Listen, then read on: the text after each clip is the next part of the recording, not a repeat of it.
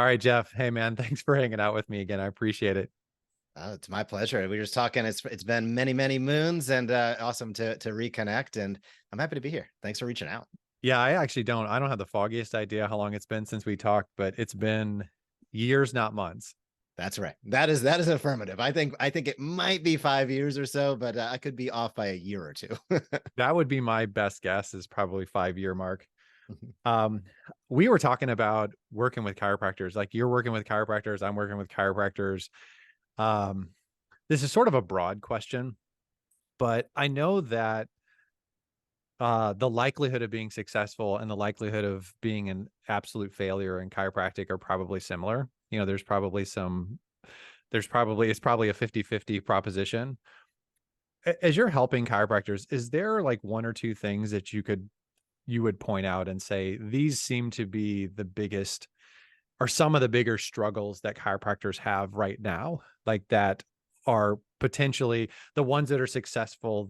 These are the things that are going for them. And the ones that aren't successful, these are the things that they're struggling with the most. Like, have you ever sat down and tried to identify that? That's a fantastic question. There's three things that come to mind literally as you're asking the question. So I'll go through three briefly, and then we can dig deep on any of them. One is, I think every doctor needs to protect their confidence, especially a young doctor. That means protecting your confidence against rejection, of challenge, of struggle. So protecting your internal confidence is a massive factor, in my opinion, in the ability to succeed and have the stick-to-itiveness, so to speak, versus feeling like, golly, maybe this isn't right for me. So protecting confidence is absolutely critical.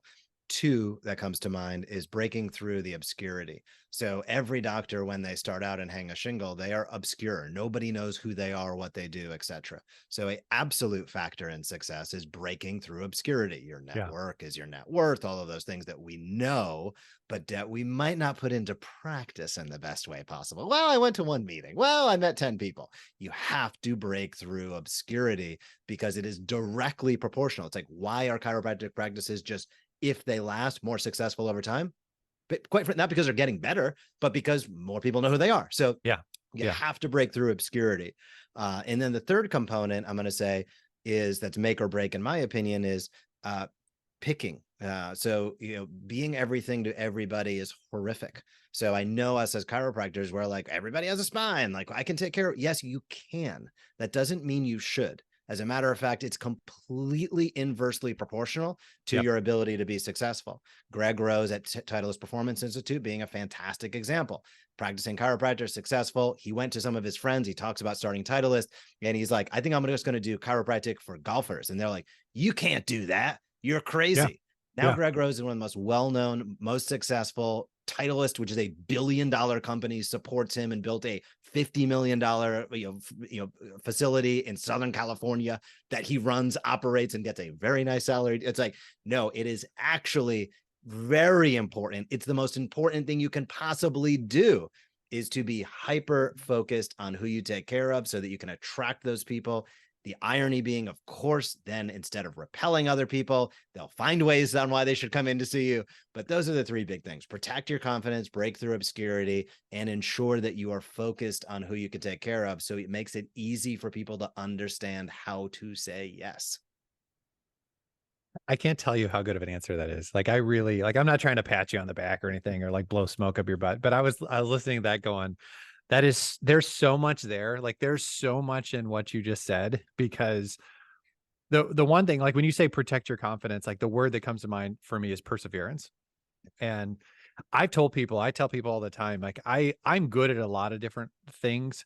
But my superpower is just like, I get back up. It is I think the only reason I was successful in practice, and the only reason that Rocket Cairo has even grown to the measly place that it has, because it is not a Fortune 500 company by any stretch of the imagination. But the only reason those things have happened, more so than anything, is my continue to get back up when life continues to try to push me down. Mhm. And that is such a important thing, because I think that chiropractors oftentimes graduate, especially when you're brand new, they graduate with this improper expectation of how things are going to go, and it just throws them off and sets them on a path of failure right out of the gate. And a lot of it's just because of their expectation. Yeah, I couldn't agree more. It's like often you can come out of school with, I'm going to say, almost inflated confidence. And Yeah. then when it gets deflated, that's really, really hard to take. So I think it's really, really important to ensure that you're feeding your mind through books you read, things that you watch, people that you, affiliate with, so to speak, hang out with. All of those things I think are really, really critically important, because as a business owner, and if you begin your own practice, you're a business owner, or if you're an independent contractor, you're technically a business owner within Yeah. another business. So no matter what, you're going to encounter challenges along the way. So being able to protect your confidence is critical, because I know, everybody that I've ever spoken to that's ever owned a business or ever done what we've tried to do, has encountered some pretty strong headwinds at some point. And being able to really take a step back from that and know that, okay, let me look at this as objectively as I can. And that sort of phrasing, because oftentimes you can also, on the other side of this, is digging yourself into the quagmire of the roller coaster of never having enough new patients. I'm doing everything I can and it's not working, whatever it might be. Those guys and gals down the street, they do it wrong. And of course, they're usually the successful ones, right? Yeah. So it's like all of those things are really, really they're really mindset shifts more than anything. Not to be like, esoteric with it, but I think this is actually hyper practical, which is the more that you're able to maintain a positive outlook, take that one step, get back up after you get knocked down, as you said, take that next step day after day after day. It's like journey of 1,000 miles starts with a single step. What are the things that you can't, there's many things we can't control, and being upset about what you can't control starts this path. And that can reflect itself in, disgruntledness with what you're doing, disgruntledness with how others are doing it, whatever it might be. And this isn't like exclusive to chiropractic by any stretch of the imagination, but it certainly is acutely experienced by chiropractors due to financial stress and pressure, expectation, as you highlighted, all of these things that we bring into the equation that really create a potent potential challenge, as opposed to, and this is why it's so important, I'd say, why it's so important to really ensure that you are keeping your mind right each and every step of the way, because it ultimately does all start with that. I think that, and I don't know if you've had experience with this, when talking to chiropractors that are getting started, I actually find that it's more difficult for chiropractors to figure out what they're doing next than it is for them to figure out what their ideal practice looks like 10 years from now. Right. Like they could tell you a lot of times, because you have people with like vision boards, and like they go to these seminars and they give these big lofty goals, or they sit and they listen to somebody on a podcast or listen to somebody at a seminar talk about how amazing their practice is, or even the guy from the Titleist saying like, okay, you can see that, like that's easy to dream about, and it's easy to see, like you're in that position and kind of whatever. But they struggle oftentimes with like, what is the first step of that look like? What is the, because it is being honest about yourself and saying like, when you especially if you're getting started, it's, you need to be confident in knowing that there are people that are not as intelligent and not as talented as you who have made it. So that's like, that's the one of the encouraging things I always tell people: listen, there's people dumber than you and less talented than you that have made it. The other side of that coin is you're an idiot. You have no idea what you're doing. So it's Right. like, so it's like balancing those two things, and being willing to suck at something. And I think human beings are better at this when you're little than you are when you get older. Because Sure. when you're learning how to walk or learning how to ride a bike or learning how to do all these things as a kid, you kind of naturally just, a little baby doesn't expect to know how to walk. Like they don't even know to have that expectation. Right.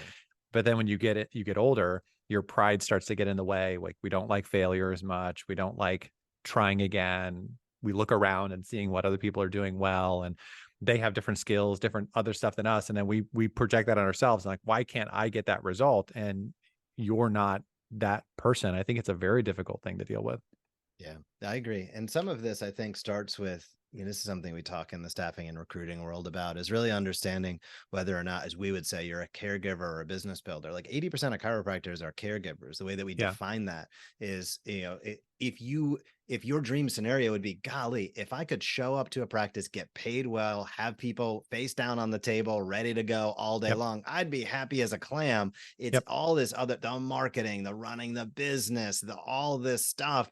That's what I don't like. That's like a textbook definition of a caregiver. And us as chiropractors, many of us, or many people look at the profession as being this dramatically entrepreneurial profession, when about 80% of docs are actually caregivers, where you'd Yeah. love to have less risk, higher salary guaranteed, Yep. less bonuses, not be commission based, right? It's like, and many of us are happy to make those trades. That's a textbook definition of a caregiver, which is, again, a majority of the profession. It's about 20% that are really business builders and entrepreneurs, meaning you're really motivated by the marketing, the acquisition, the operations. Yep. Basically, you're motivated by, it doesn't mean that you dislike the care, but that's not what motivates you, is the care. You're willing to take the risk. You're happy to take $0 up front and all the risk on the back end. And it's just not, and that's those offset expectations. I'm taking this a little bit of a different direction, but are often what end up with fractured associate relationships. Is the doctor, we all know the story as I'm going to sell it, the doc's trying to hire a business builder because they want to build their own practice, or they want you to come in. Yeah. The associate is like, well, I know I'm a caregiver, but I really want to just be in this area of town, and maybe I'll be able to work it out on a $15,000 salary and a hamburger next Tuesday. And both parties are frustrated, whether it be 90 days or 9 years later, and it fractures and they don't like it and they both have sour grapes. And a lot of that is expectation setting up front, which ties back, I think, to what we're discussing, which is confidence and understanding who you are. Because once you do understand who you are and what you're motivated by, here's the good news. There's a plenty of caregiver positions out there paying good money with great salaries. Not everything is $15,000 and money on the back end anymore. That's really changed over the last 10 or 15 years in a really positive way, where pretty much no matter how you want to approach practice, you can pretty much find what you're looking for. And that's been a super positive thing that I've noticed over the last 10 or 15 years. The thing that has been historically difficult for chiropractic is that, unlike, like, my wife is a nurse practitioner. She's a psych nurse practitioner. And when she graduated, she was a ER nurse before that. And she was working in the hospital, and she graduated, and she was kind of moving into being a nurse practitioner. And she was sharing with me like job offers and stuff. And I laugh because I'm like, babe, I would have given my right arm to get the worst offer that you have been given. You know what I mean? It's like, it blew me away, the type of money that you can make right out of school, the type of benefits that you could get. I mean, this is not a world that exists in chiropractic. And I look at chiropractic, and I'm pointing fingers at anyone in particular. The reality is that type of infrastructure just doesn't exist in chiropractic, where if someone is a caregiver, they know they're the caregiver, they have no desire. And I meet these people, and it actually makes me sad when it's so, like, almost self-detrimenting apparent that they do not want to do anything other than just take care of patients. And they want to talk to me, and I'm a business guy. Like, I'm a business and marketing guy. I'm the entrepreneur. Like, I don't care if I ever adjust a patient. Like, it doesn't make any difference to me. And talking to them and kind of going, I don't know how to help you, because I mean, you could find that job. You got to be willing to move, because they're not everywhere, but they are somewhere. And you have to be a hireable person. You got to be worth that, because there's a lot more people that want those jobs, and those jobs are available. So it's a difficult thing for the profession, that we can't just go to school, become a chiropractor, get out and have a good job that's comparable to the time and money we've spent to become a chiropractor. Like, I wish that was different. Yeah. Yeah. I 100% agree. I mean, a lot of it just comes down to, as with anything, right? It's just like the simple math of it. I mean, I think about a practice just in units, where there's a certain, I mean, at the very base level, how many people came in, how much did they pay when they came in, and how many people can you see a week? I mean, that's the basic math of all businesses, but it's acute in a chiropractic space, because we're not Best Buy, right? There's not 75,000 SKUs or something like this. We're not a hospital with 87,000 different roles and positions and prescriptions and code. It's like, it's pretty block and tackle basic, but a lot of us, I think, put our hands over our ears and our eyes, right? It's like, well, it's almost the simplistic nature of it almost becomes scary because the raw truth shows itself so clearly, which is, these are just very simple math equations, which are how many people can you see a week? How much are you charging? And how many of them are coming in? That basically tells you your ultimate profitability. That's ultimate. That's not what you're doing, because then you take away expenses and the fact that you'll probably never be 100% full, even the most successful practices.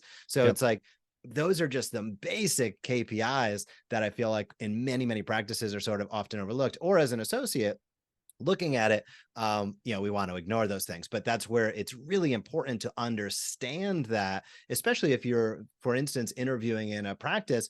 I'm always interested. I would always be interested in asking, hey, what's the unit economics here? How many people, based upon what you're currently charging, doctor owner, how many people you currently are seeing, and how many spots are available per week, what's the maximum? Because now I can back into actually what my value to that practice, and one, not be undervalued, but two, not be dramatically unrealistic, where it's like, I'd love to earn $100,000 and the practice maximum potential is 150. The doctor hasn't taken a dollar and the expenses haven't been calculated yet. So just some really basic unit economics can go a long way towards getting just a feel, a little bit of a pulse check as far as, okay, what does this opportunity really look like? I feel like everybody should leave chiropractic with that. I don't think it's the chiropractic school's job to teach business. I've kind of gone back and forth about that, and I think that it would be great if chiropractic colleges made business and marketing information available for the people that, whether that's clubs or whatever. I think that more of it should be freely available for those who want to really focus on it. But I do think, whether you are a caregiver or whether you're an entrepreneur, there are some basic things that you should know. And that, I believe, what you're talking about is one of those basic things. I don't think you should leave chiropractic college without the basic understanding of, do the numbers make sense? Because I can't tell you how many chiropractors that the first conversation we have when they tell me what they want is, we go back to, let's do the math. Like, does this make any sense at all? Like, I had a guy come to me one time and he wanted to do consulting with me, like one-on-one coaching. And I was talking to him about it, and he's telling me what he wanted. And I asked, he's working an hourly rate for somebody else. And I was like, he's making half. He's working like 40 hours a week, making half of what he wants to make. And I was like, are you going to start your own? I don't want to start my own practice. Like, do you have like secondary or tertiary income ideas? Like, what are you like? No. I just want to see more people. Okay. Well, you don't actually make more money when you see more people, because he's working per hour. And I was like, are you going to work twice as many hours? He's like, no, I don't want to do that. And I'm like, do you see an issue? Like, I don't know why. We might be running into a conundrum. Why are you paying me so much money to point this out? Like, I feel like, I'll take your money, but it's like, I feel like this is not, like, I feel like the basic level of common sense would have got you to this place where it's like, I can't get there from here. Right. And I saw that with a friend, one of my buddies, the gym I go to. I helped the gym owner with some local marketing stuff and SEO stuff, things like that. And I got to be friends with one of the trainers there, and kind of talked to him about what his goals were and what he wanted to do and everything else. And I knew right out of the gate, like, you can't get there from here. Like, you told me how this structure works. Like, you told me how he pays and all this other stuff. Like, you told me what your goals are. Like, there's no way. And it was like 3 years later, he quit and went to a different job. And I told him, because he talked to me afterwards, and I said, did you finally do the math? And he's like, yeah. And I was like, you could have, like, it didn't take 3 years to figure that out. Like, it's right. You can't be dishonest with yourself about reality. I mean, I know some people in our world don't care about facts, but it's like, run the math. Like, it's, if it doesn't make sense, don't go down that road. Yeah. Could not agree more. So tell me about the obscurity, because I love that, actually. Your second point, we're talking about breaking through the obscurity. I've told people a lot, if we could flip a switch in your town and everybody knew that you were there, they don't have to love you. They don't have to hate you. They don't have to think you're the world's greatest, whatever. They just became aware that you were there. I said, you'd probably never have a new patient problem, because being known is one of the issues. Like, you show up, nobody knows you, nobody cares about you. Like, you're just a fart in the wind, like you're nothing. And like, what do you recommend, or like, how do you even start that process? Like, I'm new to town, like I don't know anybody, or I think I know people. Those are the people that don't want to actually pay. Like, that was my experience. Like, Yeah. I know people, turns out they don't want to pay because they know me. It's like, Great question. So how do you I start think down that there's process? a couple of things that come to mind for me, and part of this we're actively doing. I actually, um, you know, started a practice here in Tampa earlier this year. We have a treating doc in. I'm an owner with a partner. So I'm going through this process, which is the first time I've done it, in about 10 years, soup to nuts on my own, so to speak. Excuse me. And one of the biggest things that we're focusing on, and so here's the beauty. There's a million ways to win, and there's not necessarily one path for every single person, because Yep. certain people love going to a BNI, like a business networking breakfast. That's in place of invisibility for me. I'm a guy who I'd say I don't compete for attention. So I either need to be on stage or I am completely invisible. It's one or the other. Yeah. And if I'm in a group at a table with 6 people, I refuse to compete for attention. There will be at least 2 A-type personalities there. I will sink in. I could go for 20 years and they wouldn't know who I am. So, but I'm happy to get out there and shoot videos, shoot podcasts, Yep. talk to people one-on-one, hop on stage, do whatever. So one is, I think, really, again, this is coming back to understanding your own skills and who you are, I think, is a critical component of this.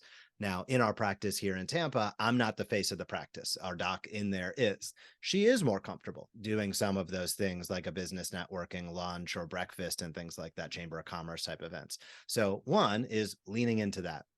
Yeah. 2, I'm going to say, I'll just give something super tactical, super actionable. That to me is just a block and tackle basic from 25 years ago, probably 125 years ago, but still holds true today. Make up flyers, have some form of an offer. Doesn't need to be a super deep discount offer, but something that says local business special or something to that effect, and go to every single local business. If you're in a big metropolis area, every local business on your street, starting at the business that's closest and then working your way out. If you're in a rural area, every business. Oh, Jeff's saying every single business. Yep, every single business. Yeah. Walk into every single business, introduce yourself, hand out flyers for a local business special. Doesn't need to be a deep discount. Could be that they get a free ice pack, cost you $5. Don't even have to discount your services if you don't want to, but something that gives them an enticement because they are a complimentary local business. Yeah. And introduce yourself and hand out 10 of those flyers at every single business for either the team members in that business and or the family members of the owner or manager. And if you do that and you hand out 10,000 of those, there is absolutely zero question that you will have patients coming in your door, and there will be a percentage of them that are happy to pay whatever your charges are, whether it's $50 Yep. an adjustment. We personally only do packages that are high revenue niches. So we started that way. That's how we're profitable. That's how we do our business. So basically everything is more than $1,500. We don't have a service offering less than that. And we don't have we have been profitable since the first month that we opened. Within 30 days, we were profitable. That paid all of our expenses, paid our doc, and started to pay back the original investment for it. How did we do that? We came at it in a very systematic way, not a hope for the best kind of way. So we did run some paid ads to start, to be super clear, transparent on it. We did, of course, run some paid advertising because we're new in the area, but a lot of it is getting out at, natural food stores, health talks, getting out to the other local businesses, saying hi, and letting people know who you are is the most critical. And you can always find a million excuses. Oh, I got to work on my forms a little bit more here. So let me take a couple hours today to make sure my forms are right. Oh, I got to, those are excuses and diversions from what matters. And the only thing that matters, but just break it down to brass tacks. This is unit economics. If nobody walks through your door, your forms are irrelevant. So you need to drive up interest, and you'll always find the time, I can guarantee you, to work on those forms or to perfect that technique. I can guarantee you. But what I also will guarantee is that when the money runs out, if not enough people have walked through the door, you're out of business. So That is the number one way that I would go about it. And then the second component to that, I'll just tidy on one other thing, which I think is a little bit more of an advanced strategy, but it's what I recommend also, is then when you go in, highlight their businesses. So something that I'm absolutely big on is, walking into the mattress store. Hey, Jerry, great mattress store you have here. Every one of my patients asks me about mattresses. I'd love to refer them over here. Do you mind if we shoot a quick social video that I can put on my channel highlighting who you are and what you do? That gives you the opportunity to do two things. Number one, nobody cares about nobody's going to be like, well, it depends on how many followers you have. Nobody's going to say that. They're going to say, yes, it doesn't matter if they have 27 more thousand followers than you do. That's ideal, by the way. It doesn't matter. Just doing that, then tagging them, they'll share it with their people. Now you start to amplify your message through other businesses based upon highlighting them to your audience, even if your audience is your mom and your dad that follow you currently. That's no problem. I have told people that forever, where I'll tell them that. So my thought process when it comes to networking, similar to yours, where I always say, I target two people, people close to you and people that overlap your interest. So like if you're the golf guy, you would network with anybody that's near you because people are used to coming to that area. There's no reason the florist at the end of the street doesn't know who you are. Like that's ridiculous that they wouldn't know who you are. It doesn't matter if they're the golf florist or not. So it's like everybody close to you, you want to touch base with them. And then if you want to kind of limit, like if it's a bigger area and it's like you obviously can't maybe necessarily talk to everybody, then you want to focus on if you're doing golf stuff, everybody and anybody that has anything to do with golf, they should know who you are. If you're the sports chiropractor, every freaking coach, club team, sports, like every sports thing everywhere should know who you are. That's right. And so those are kind of my two thought processes. In terms of outreach, here's what I always will say.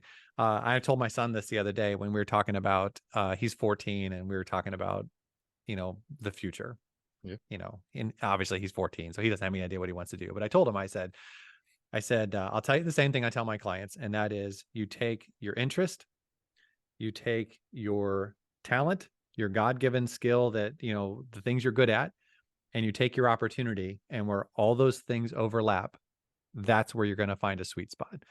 And so it's true with when you're talking about networking and with like, there's 1,000 ways to go about it, or 1,000 ways to go about things. What you're talking about is where's my talent? Where's my opportunity? Where's my interest? Because I do think there has to be a level of interest, because you could be talented at something and have an opportunity, but if you'd have zero interest in it, you're going to self-sabotage. Right. So I think those three things where they overlap, that's where you find that sweet spot where you may make hay a different direction than someone who's likes the BNI and likes to do the thing and the whatever. It's going to be in that area where those three things overlap. Yep. Could not agree more. Well, very well said. So I want to talk lastly, because you brought it up about knowing who you are.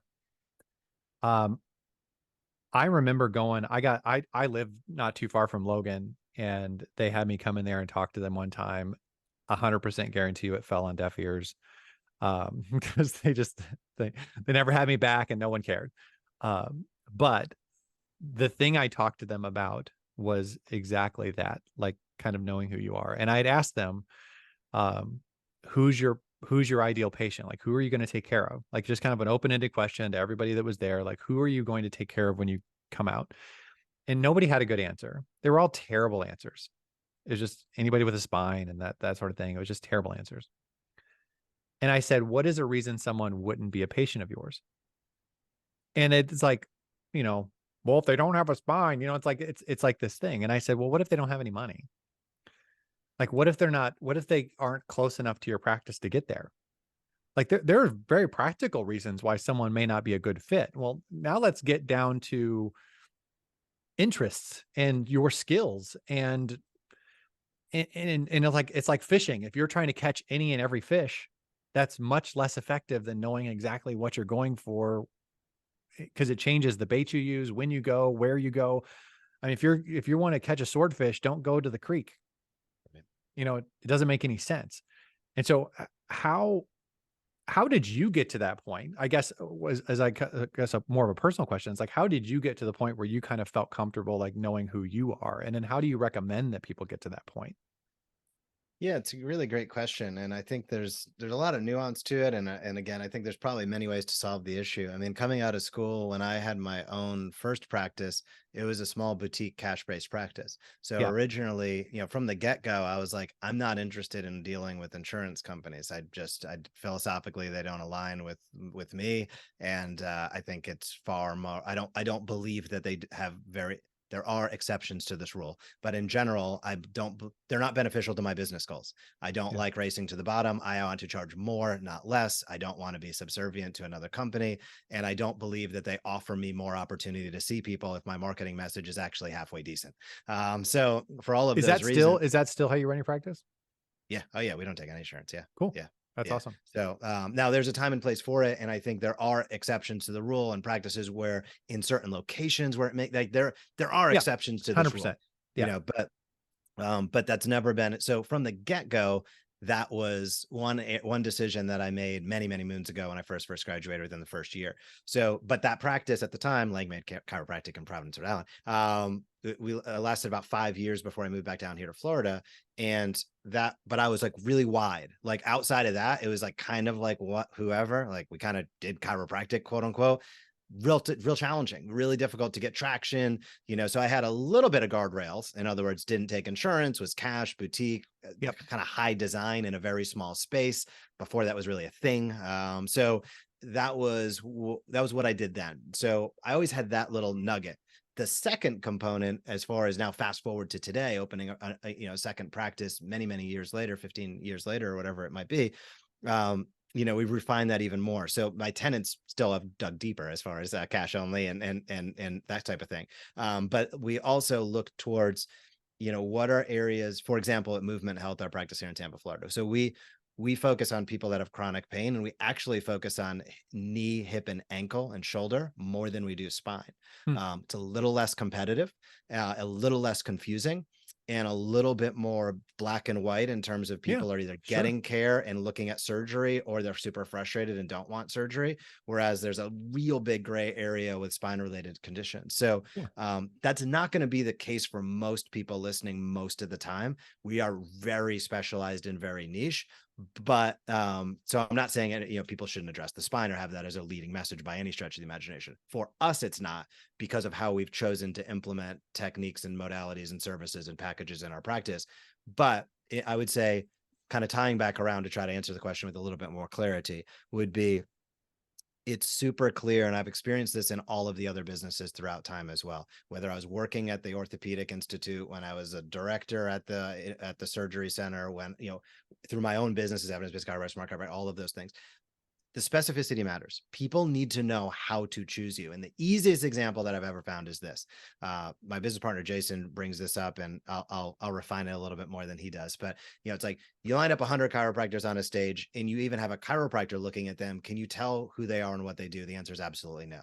That's the way he brings it out. The way that I'll bring it out is this, is that if you were to hire an attorney, who would you hire? The question, of course, becomes, well, I don't know. Do I need a maritime attorney? Yeah. Do I need a personal injury attorney? Do I need a divorce attorney? Do I need a family estate planning attorney? Yeah. And that makes it really, if everybody was just like, I'm an attorney, we'd be I need something here, man. Like, come on, give me but us as chiropractors, we're chiropractors. And it's like, and we expect people to be able to tell what the hell that means. Yep. And that makes no sense whatsoever. So I'd say for most docs, the easiest way I think about it, and I'd encourage you to think about it, is like an attorney.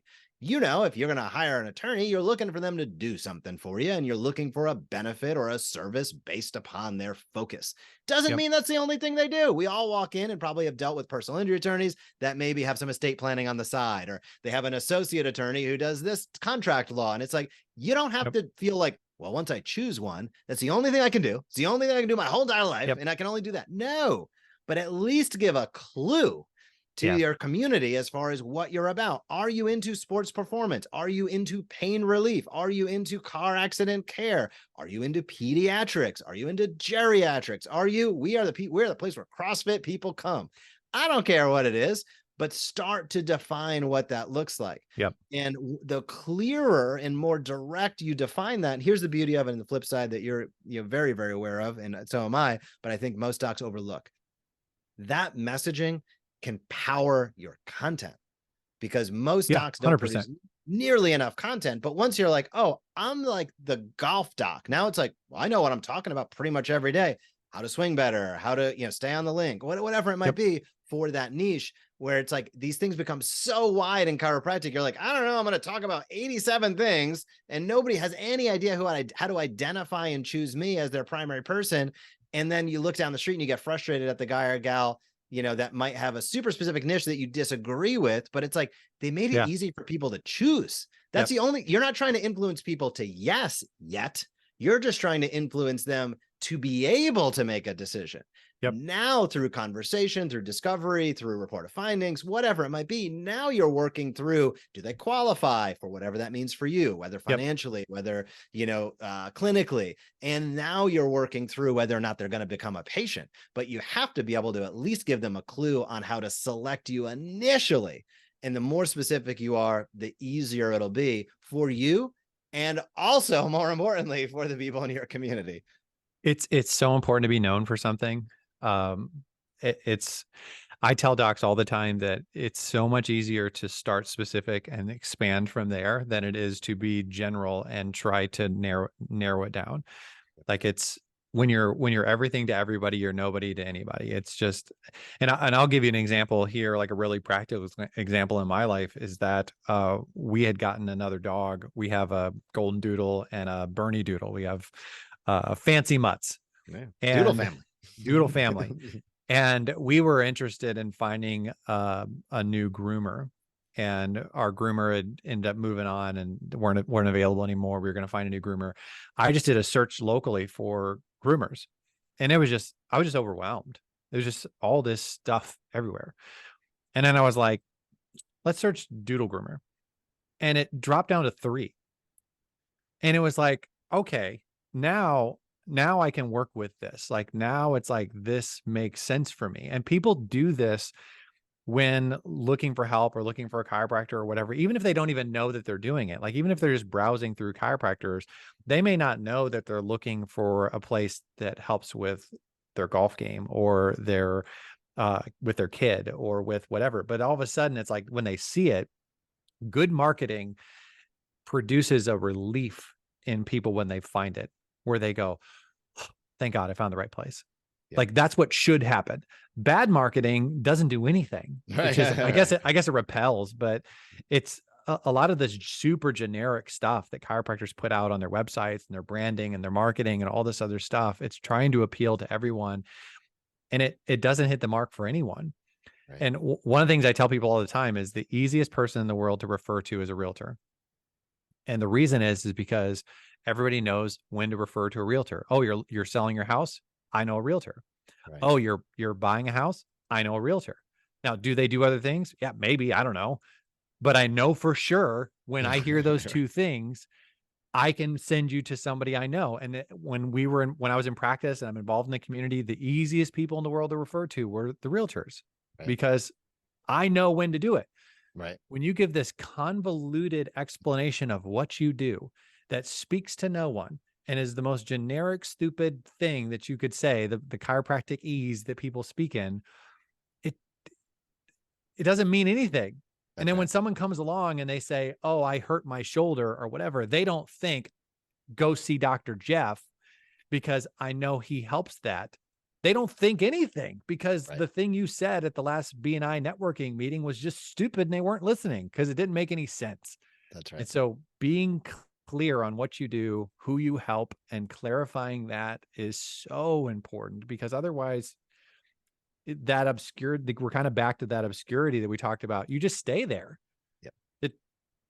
Even if everybody knows you, and you're clear about what you do, like, ooh, now we got something. Now you have something. That's 100% right. Yeah. Very well said. I think the clarity of messaging, it's always better to be clear than clever. And, we always say, confusion kills conversion. It's better to be clear than clever, all of those things, which are just painfully true. And I think, I live in the copywriting world, and, that's primarily what I'd say my job is marketing and copywriting. And it's like, I do this 8 hours a day, if not more. And it's like, I still fall into, human habits, right? And fall out of these things. Clever. So it's like, it's I say this, it sounds like this being negative, but it's not. It's like, good luck if you don't live in that world even 24/7, because it's Yeah. like, so you really got to keep my point of that is that you really got to keep a keen eye on it as a practicing doc, as somebody getting out there, because your focus is not being a marketing whiz working on it 24/7, which people that do that still, can fall into really, really bad habits and really think, Yeah. the creativity is great, but you need clarity of messaging. Yep. I'm kind of a creative person, and I fall into that. Dude, it was so embarrassingly bad when I started my practice. Like it's one of those things you look back at and you go, like, I wouldn't even I'm even embarrassed to talk about some of the stuff, some of the decisions I made early on, and a lot of it is because of that. I at the time I valued creativity over clarity. And often I'll tell you, even my own personal experience, I didn't understand the value of clarity. And I found it very frustrating that the pain clinic in my area had more patients than I did. Of And course. I argued, like, in my brain, I offered a better service. But I wasn't clearer, and like their marketing was crystal clear and mine was all over the place. So Right. I experienced that in real time in my own life when I was early in practice. It's a real thing. So I was going to ask you this, because you do the evidence-based chiropractor thing, and um, I feel like there's a balance in chiropractic with evidence-based and kind of hard evidence on what we do. And then there's the anecdotal thing that has been a part of chiropractic since since its beginning. And for some people, they put a lot of weight on really heavily on one side or the other. I tend to be a moderate when it comes to chiropractic philosophy, when it comes to chiropractic practice, like all of that stuff. I feel like the truth is somewhere in the middle. And I've never had an issue with balancing both of those things. Like I feel like the medical profession does it all the time and we act like they don't. Where it's like, my wife talks to me about all these medicines that she does and stuff. And I'm like, some of it's science, some of it is just guesswork. Right. And I've never had an issue with that. But can you speak to what your philosophy is on balancing those two things and what you would recommend to people that might be a little out of balance one way or the other when it comes to evidence versus anecdotal? I can do my best. So I guess one is that For evidence-based anyone who chiropractor. might want to listen.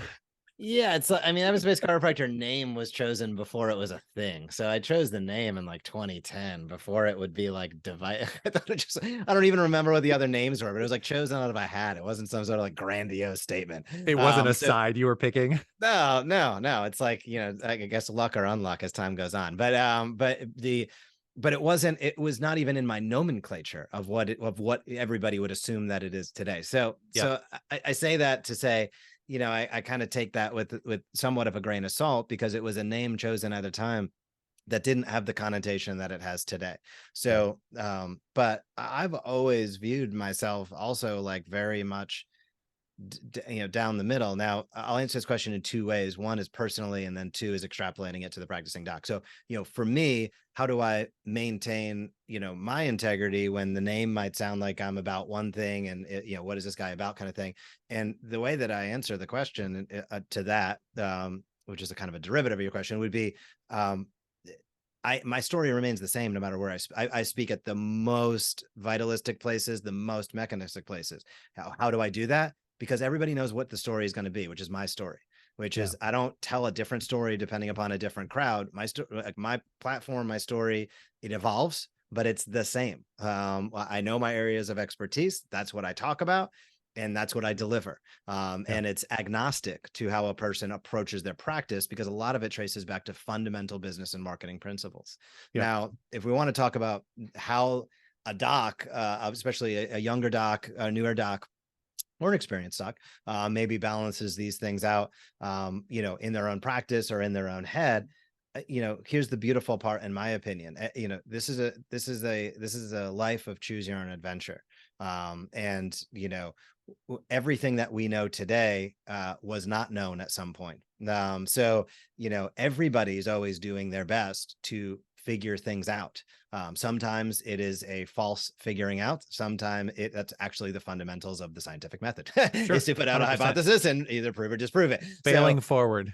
Yeah. So, in my mind, it's like, are the core tenets, I guess, personally, to me, there's no disputing the core tenets of chiropractic. The body's a self-healing, self-regulating, organism. Like, duh, every process takes time. Duh. Like, so there are just things that are like indisputable fact. And the weirdness about that was those are some 33 principles that are absolutely evidence-based, quote unquote. They're the basis of science, yet they're viewed at as like these like hyper vitalistic. And I'm like, I don't understand that, but I'm a contrarian in many ways in my life anyhow. So, so I guess balancing it out, I'd say to answer your question a little bit cleaner and clearer would be this. In my opinion, when a provider looks at the best available evidence and research, and then combines that with patient preference and their own experience, to me, that is a way to practice in a congruent way that is actually the best way to practice, which is your experience as a provider matters. Doesn't matter if it's been proven anywhere else. Your experience matters because it is real time, real life, real dynamics. Now, the dynamics of that doesn't mean it's always replicatable. That's okay. But that's important. The second important component is what's the patient preference, because you can't force anybody to do anything. But what you can do is influence behavior in an ideal state, and influence physiology. So being able to understand what their preferences are is critically important, because that also plays into placebo or anti-placebo. Do they believe they were going to get better, or do they believe that they're going to get worse, which is a predominantly important factor, whether it's surgical intervention, chiropractic, or anything else. And then the third component I'd look at is, well, what's the literature say? Not as the highest mark there's available, in my opinion, but as far as, okay, what's the base of knowledge? What's the base of knowledge? That's third, in my opinion. Then the two above that are, now I build upon that with my experience and what the patient preference is. And that, to me, is really the best of all worlds. And it gives you the latitude to say, hey, we don't know, like, nobody knows everything. Like, that's not like a weird thing. Like, it's like, I'm not sure if this is, there's no such thing as A plus B equals C 100% of the time in physiology in the healthcare space. So holding that standard is absolutely, in my opinion, preposterous. So it's unattainable. It's silly. It's a fool's errand. So, but what is important, I think, is to be like, cool, like, and so let me take it one level deeper. This is a long-winded answer, but one level deeper is like, what are you passionate about? Like, what are you into? Like, that your practice, of course, should be a reflection of that. Then with no matter what you're into, what's out there talking about that? What's the research about that? Is there things that can either point you in more of a right direction or less of a right direction? And what is the right direction? Depends on what your goals are. And then that also depends upon how you're positioning yourself in the marketplace and what the patient is coming in for. So that's a long-winded, semi-opaque answer, but that's how I would view it. I have met, from a practical standpoint, kind of along those lines, like I have met chiropractors that take the evidence-based idea so far young. Like it's always somebody who's so new in practice, they don't have a lot of their own personal experience to kind of go off of. And they're in a forum or they're in a group or they're whatever, and they're constantly hearing research, and they become handcuffed to the point that they're scared to do anything that doesn't have some sort of research behind it. The other side of it, from the vitalistic standpoint, is you hear, we don't treat symptoms, vitalistic, and they're afraid just to take care of somebody to help them get out of pain. You know what I mean? Or whatever.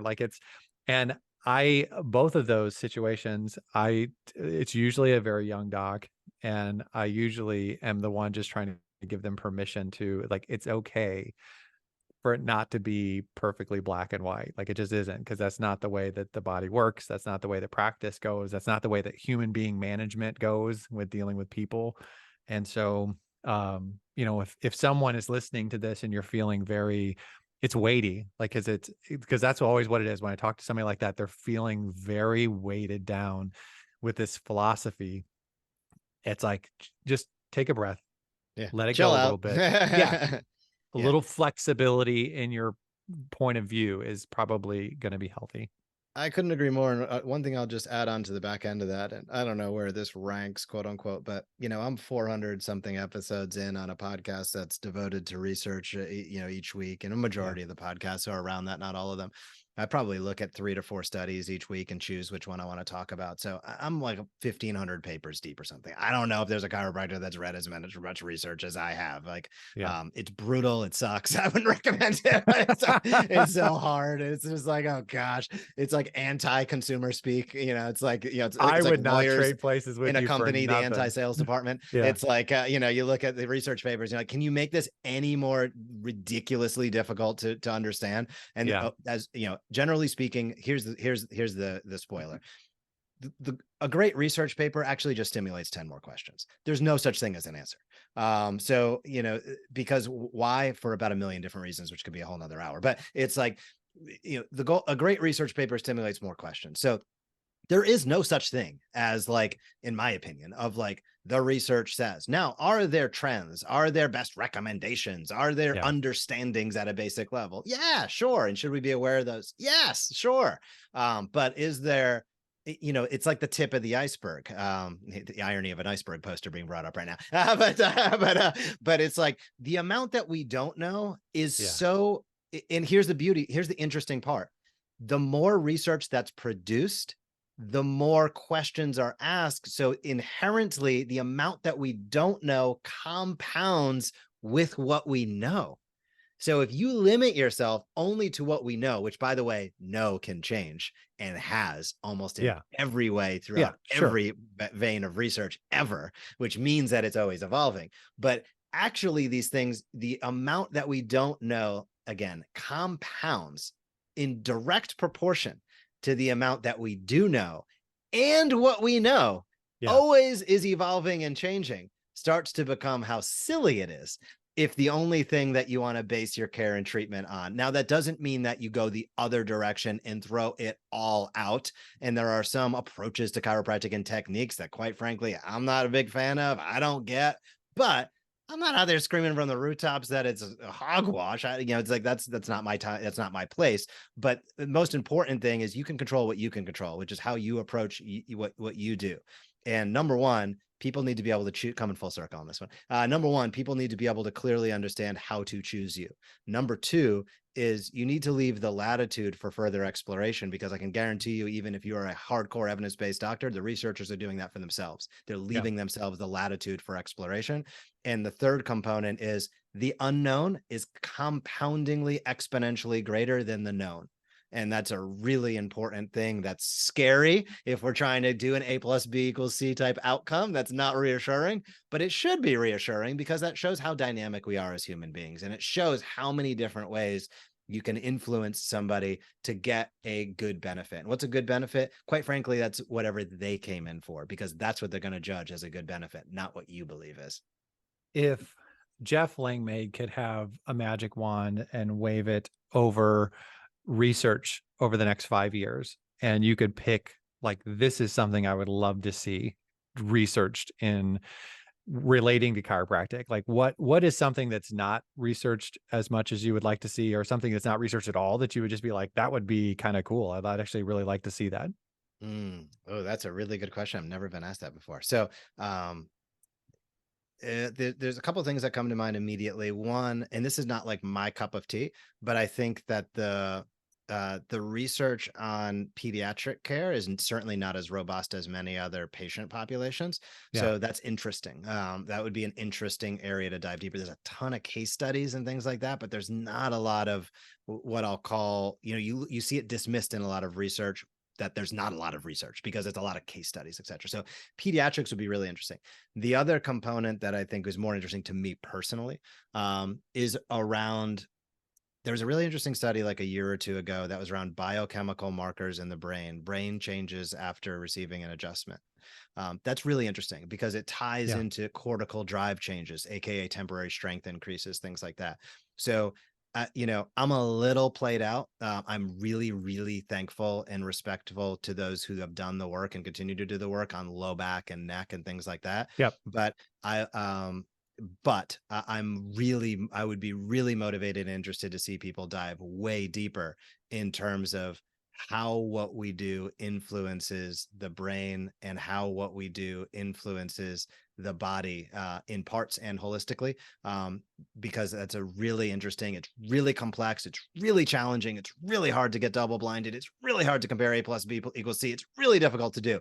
Yeah. So it's about the hardest thing we can possibly imagine. But I'm fascinated whenever I see studies, because here's the thing, is that most studies talk about the mechanism of action for an adjustment. And what's the mechanism of action for an adjustment? It's about 87,000 things. And that's part of the challenge. We gap the facet joints, we decrease intradiscal pressure, but we also decrease cortical drive. We can affect cortisol levels. We can change biochemical markers in the brain. We can change interleukin levels. We can do all these things. And it's like, well, but what adjustment do I do to get that? Right. And obviously that's the question. Yeah, that's the question. It's like, there is no answer to that question. Atlas. So I would love to see, a continued momentum in specifically how spinal adjustments influence the peripheral and central nervous system outside of simply pain relief. It's been proven in every way, shape, and form. It's all the guidelines recommend what we do as far as being able to decrease pain and decrease disability. That's awesome. Thankful. Love it. We've also seen as a byproduct of that reduction in opioids, et cetera. I'd love to see the performance realm of what we do open up a lot more, because the Pandora's box has been peaked a little bit, but there's so much more to go. And the classic example I always use, I'm giving you long answers here. Classic example I always use is the irony that Donna down the street doesn't think you can help her with low back pain and thinks chiropractors kill people. Yet every professional athlete with billions of dollars on the line, the most to lose, visit chiropractors. Never for pain. If you talk to every professional sports chiropractor, they don't deal with pain, but a minuscule. That's the medical department, athletic trainer. What does the performance do? What does the chiropractor do? They deal with injury prevention, performance. So the irony of that is it's so thick on me that the general population believes chiropractors could be scammy. We don't have any research. We might or might not help people. And gosh, we probably hurt so many people. Yet the couple thousand individual humans on planet Earth with the most to lose objectively utilize chiropractic every single time that they can via their team chiropractors, and many of them with outside chiropractors as well as team chiropractors for performance benefits. I love that area, and I will want to see us dive deeper. I love that answer. I've had this conversation with one of my good friends many times, because he's always told me his dream is like, if somehow he would become independently wealthy. And I was like, it's the idea of people like, oh, I'm just going to go play golf the rest of my life. It's like, that's not really practical. Like he has answered that with like, he would love to research what does the chiropractic adjustment do? Like, how can we get to the point where we can actually measure that? Because especially from the anecdotal standpoint, there's so many things that you'll see within the course of a chiropractic career that some of them don't even make sense necessarily, where it's kind of like, man, I don't even know, how exactly, what's the mechanism of that? Like, how does that work exactly? And then you have chiropractors that'll be like, oh, your power's on and your liver's better. And I'm not even crapping on that idea. I just would like to be able to measure it. Like, I would like to be able to see it, to measure it, to prove it. Like, I would like to actually get into that so deep and figure out, like, I want there to be evidence of the stuff that we see all the time as chiropractors that are not necessarily pain related. I think that's super fascinating. Like, I'm with you on that. Like, sign me up. I agree. I think it'd be really cool, and it's starting to get that way. So there's hope. All right. So we've been going for a while. I'm probably going to cut this off. Before I do that, you had mentioned doing some stuff with retention. I didn't know if you wanted to say something about that, about patient retention, or if it's just something that people can check out that they're actually doing, or if you just want to say a final word and be done. Like, the floor is yours.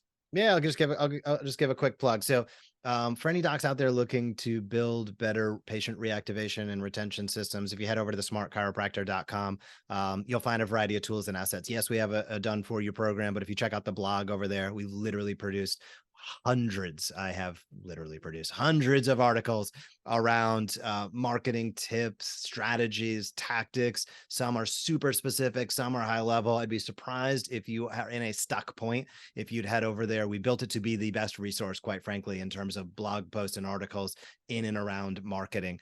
So I would say head over to thesmartchiropractor.com, check out what we have going on. If you want things done for you, we're happy to work with you. If you just want to scout out, we basically have blogs showing everything that we do. Head over there, use it as a resource. And I would just also encourage every doc listening and watching to keep subscribing and listening to watching to your podcast and your videos and your content you're putting out, so that they are continually feeding that their mind. They're protecting their confidence, they're getting new ideas, and they're able to have guidance as they work through those next steps in their career.